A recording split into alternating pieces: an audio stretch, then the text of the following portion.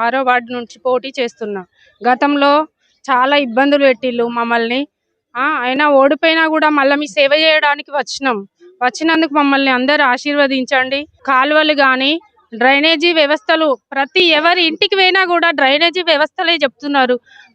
మధ్యలో ఉన్నాయి, మాకు ఇది ఒక్కటి చేయండి, చేసినాక మిమ్మల్ని గెలిపించుకుంటాం, గెలిపించుకున్న తర్వాత మాకు చేసి పెట్టండి అని అంటున్నారు.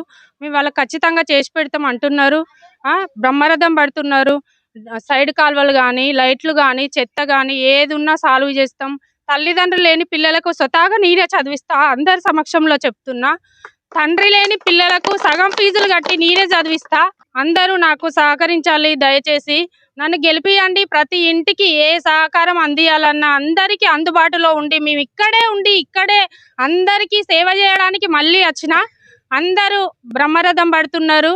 ఖచ్చితంగా అందరు గెలిపించి నన్ను ఆశీర్వదించి మళ్ళీ మీ పనులకు నన్ను బ్రహ్మరథం బట్టి నన్ను గెలిపించుకుంటారని మీ అందరికీ పాదాభివందనాలు చేస్తున్నాను. నేను 6వ వార్డు పోటీ చేస్తున్నా. ఉడత సరోజన, రాయమల్లు మహేందర్.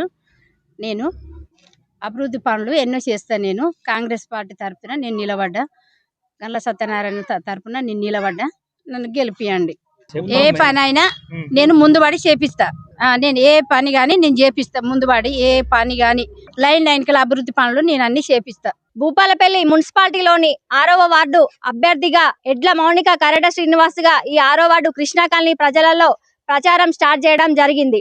మనం ఉన్న 5 ఏళ్ళు ఈ ప్రచారంతో పాటు కూడా మనం జనం మధ్యలో తిరిగిన మనుషులము. జనం సమస్యలు తెలుసుకొని సమస్యను పరిష్కరించే ప్రయత్నమే చేసినాం తప్ప ఎక్కడ పెండింగ్ వర్క్స్ లేకుండా చేయడం జరిగింది. ఇప్పుడు కూడా మళ్ళీ నా ప్రజలు నాకు తోడుగా ఉండి అక్క నువ్వు గెలుస్తావు అన్న భరోసాని ఇస్తూ నన్ను ముందుకు సాగిస్తున్న నా కాలనీ ప్రజలకు పెద్ద మనసుతో నమస్కారాలు తెలియజేస్తున్నాను. హుషారుగా నేను మళ్ళీ గెలిచి మీ ముందుండి అంతే హుషారుతనంతో మీ పనులు చేసి చూపించే ప్రయత్నంలో నేను భాగమై ఉంటాను. కాంగ్రెస్ పార్టీ పథకాలు ఏవైతే ఇచ్చిల్లో అవి ఏవి అమలు కాని పరిస్థితి. ఈరోజు మరి దొంగ హామీలు ఇచ్చి మనని మోసం చేసి మరి ఈ యొక్క కాంగ్రెస్ ప్రభుత్వం గద్దెనెక్కింది.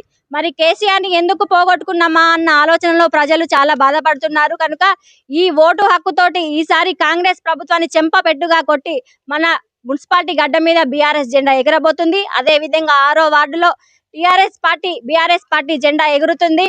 మరి ప్రజలారా మీరు గమనించి మరి వచ్చిన వాళ్ళకి చెంపపెట్టుగా సమాధానంతో వాళ్ళని ఓటు హక్కుతో సమాధానం చెప్పి మన అభ్యర్థిని గెలిపించుకొని మీ సమస్యను పరిష్కరించుకునే దిశగా మీరు ముందుకు సాగాలని కోరుకుంటున్నాను.